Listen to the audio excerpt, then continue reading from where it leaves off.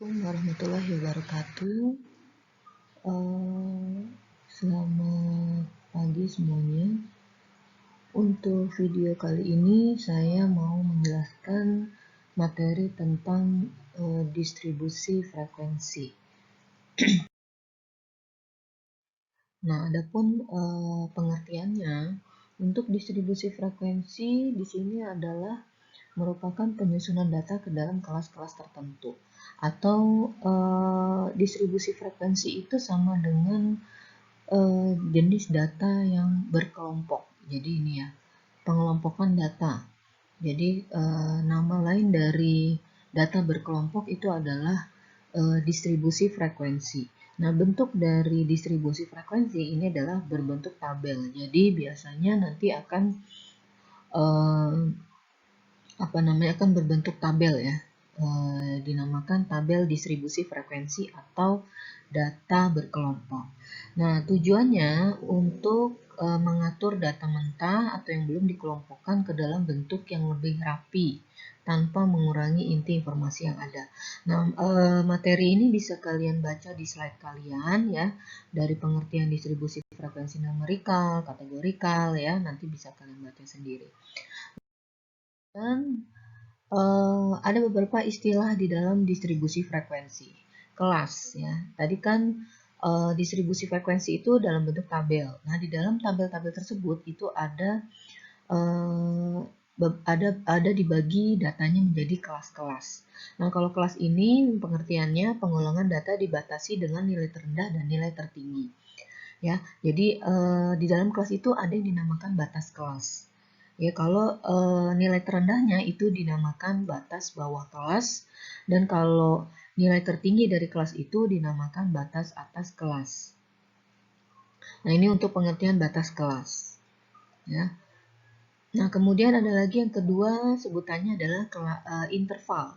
Interval itu adalah panjang kelas atau lebar kelas. Jadi merupakan lebar dari sebuah kelas, ya, dihitung dari perbedaan antara kedua tepi kelasnya.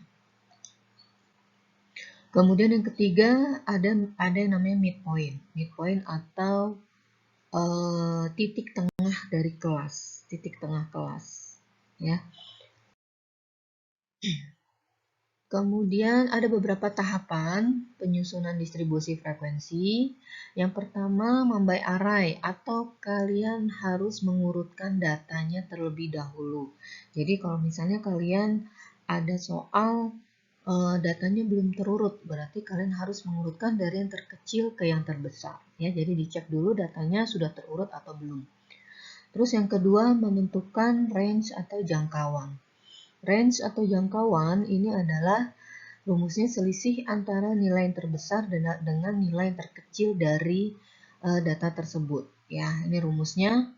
Untuk simbolnya range itu adalah R sama dengan X max dikurang X min.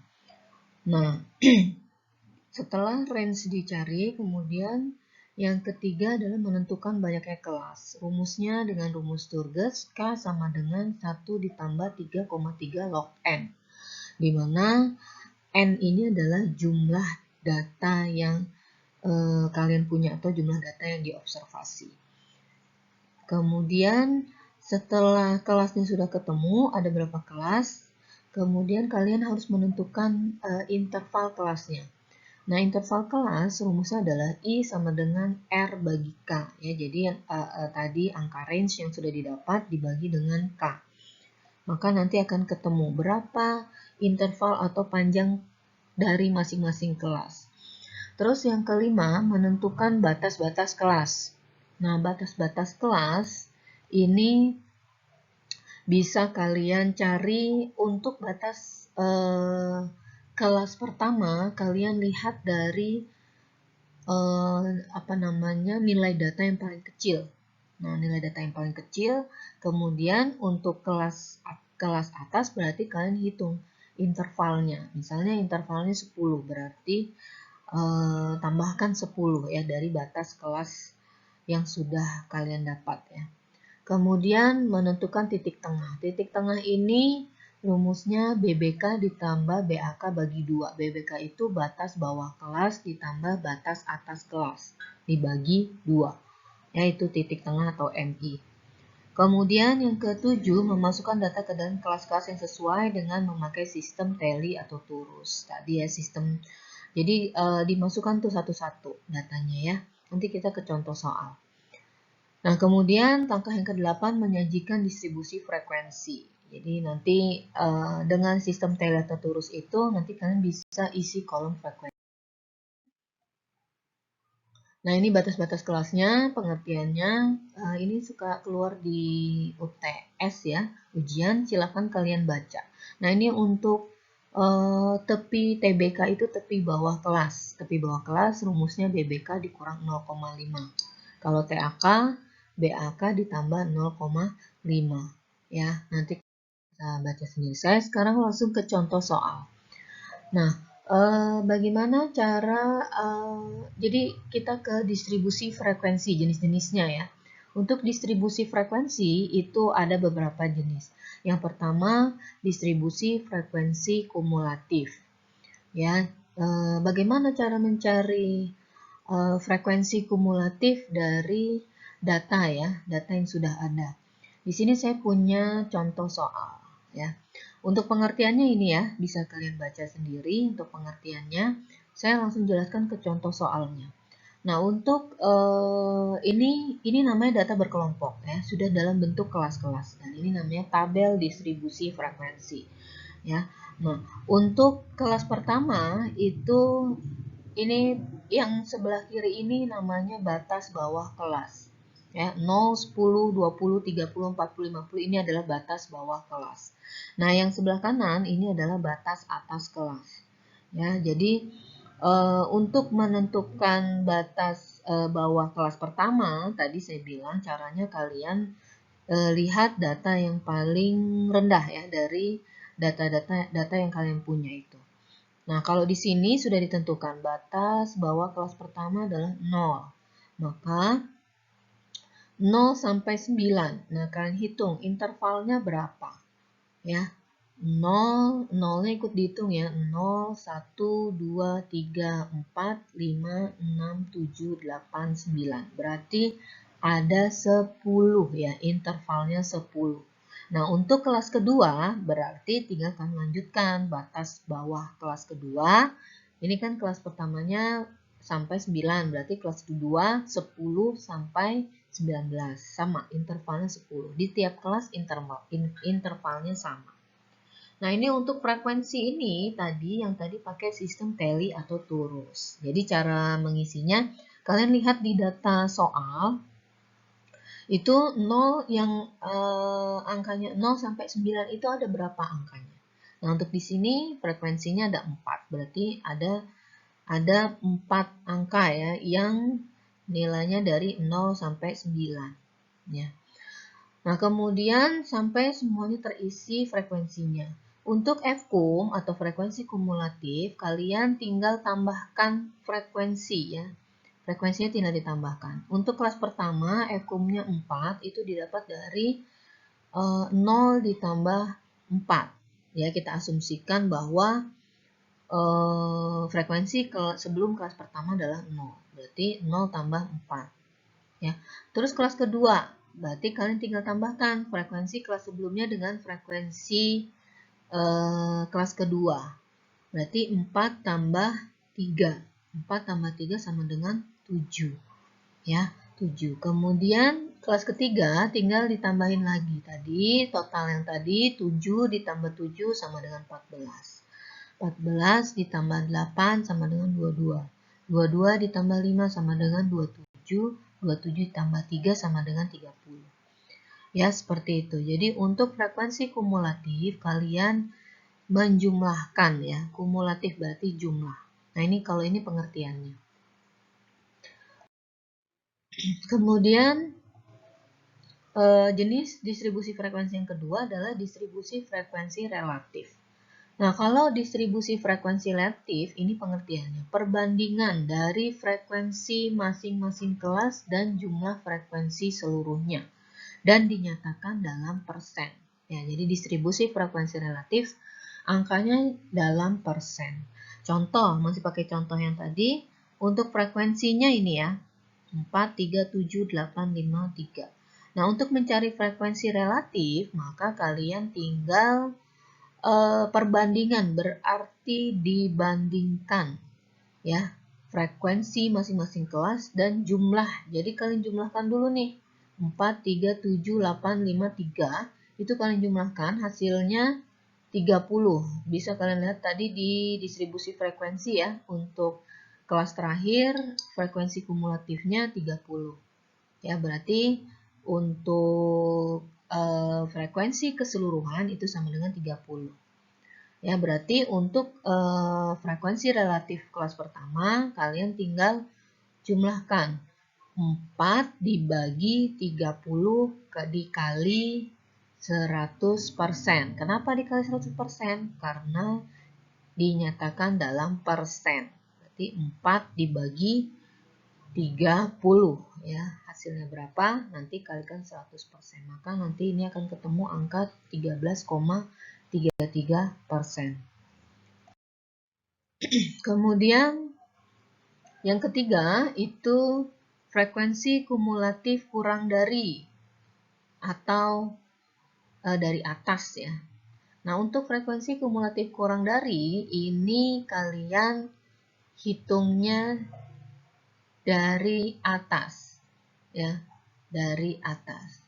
Nah, maka di sini didapat untuk kelas pertama itu 0 ya, karena kita lihat frekuensi sebelum kelas pertama 0.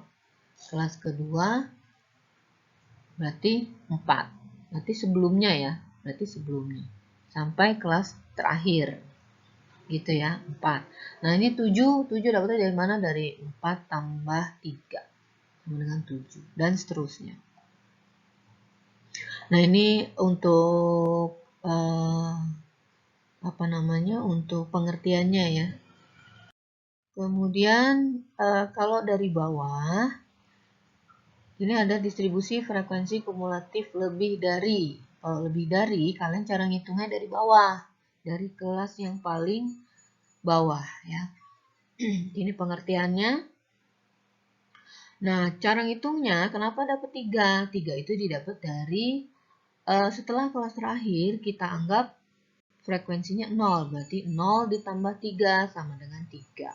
Nah, 8 dari 3 ditambah 5 sama dengan 8, kemudian 5 tambah 8 sama dengan 16, dan seterusnya ya. Sampai di kelas pertama itu 30. Jadi ini kalau frekuensi kumulatif lebih dari, ini kebalikan dari frekuensi kumulatif kurang dari ya. Kemudian FKUM-rel atau frekuensi kumulatif relatif. Nah, kalau frekuensi kumulatif relatif sama seperti kalian tadi nyari frekuensi kumulatif ya. Atau kalian bisa menjumlahkan FKUM dari masing-masing kelas.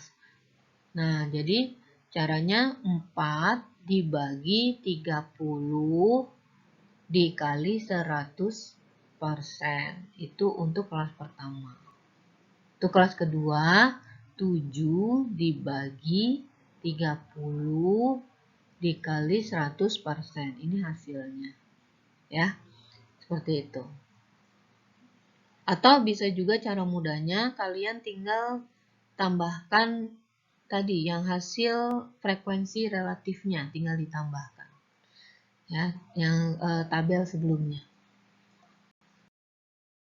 Nah, kemudian jenis-jenis grafik ini ya. Grafik itu jadi selain data-data kita, selain disajikan dalam bentuk tabel, kita juga dapat menyajikan data dengan menggunakan gambar-gambar atau grafik ya.